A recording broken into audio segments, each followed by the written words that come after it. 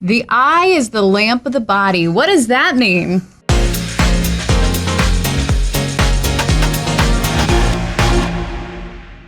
What does that mean? It's one of the most interesting parts of the Bible to me. It's one of my favorite verses. It's Matthew chapter 6, verse 22. And actually, we started talking about it this morning because you're doing a Bible study of Matthew. I really felt like I was supposed to read Matthew. I pressed into that. And then I got all these confirmations along the way that, yes, I am supposed to be reading Matthew. And Matthew 6 was last night. So I came in telling you about it.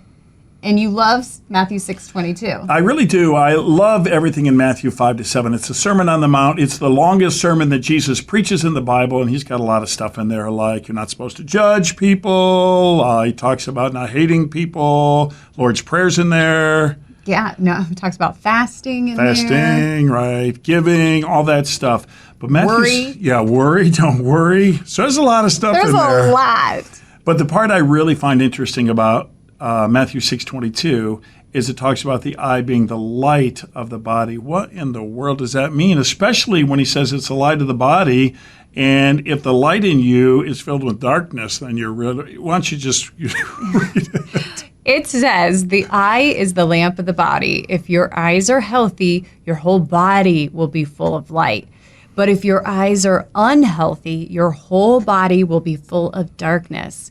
If then the light within you is darkness, how great is that darkness? All right, for me, that is like, Whoa, like pause on this. yeah, it really, I mean, it's really amazing because I think what Jesus is saying here, this is what I understand, is he's saying that your eyes, that's how you take things in.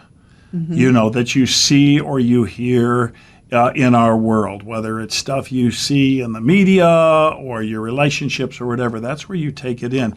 But when you take it in and you filter it, if you filter it with darkness or hate or not from his perspective, then it fills you not with light, but it fills you with darkness. So basically, your eyes are your first filter. Yes. Right? And your eyes need to be filled with light.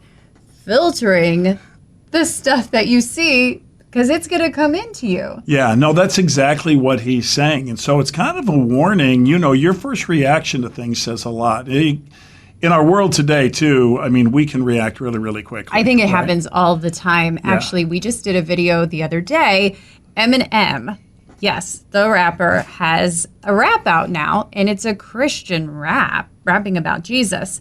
Now, there's a whole video you can watch on that, but it is a very first reaction for people to be very negative when you hear stuff like that.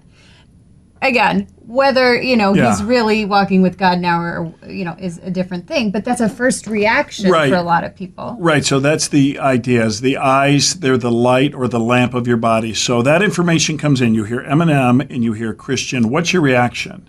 Like right away, are you filled with anger? Like there's no way he should even be saying the name Jesus. And you get angry about it and you start to put him down without looking into it. Or do you look at it a different way, like, wow, this could be hopeful. All of us have the same chance to have a relationship with God, and so you're rooting for him and praying for him. Yes. So see, that determines whether you are filled with darkness or whether you're filled with light. It's the same thing with things like politics. Yes. Oh, don't even want to talk about politics. Oh, we won't go into politics.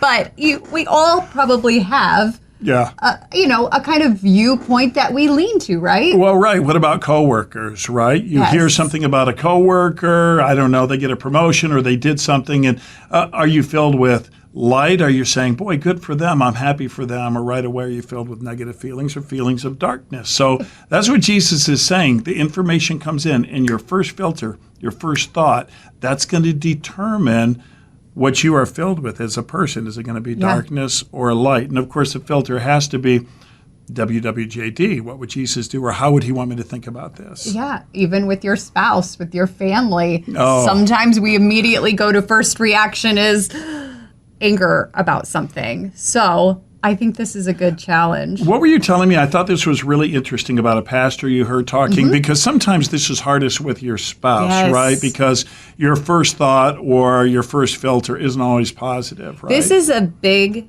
thing for marriages, I think. This will help all marriages.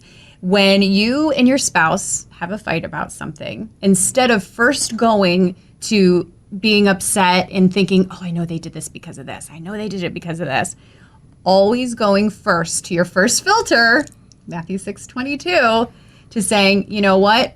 I'm gonna err on the side of having a good predisposition about this. Right. They were right. not doing this on purpose.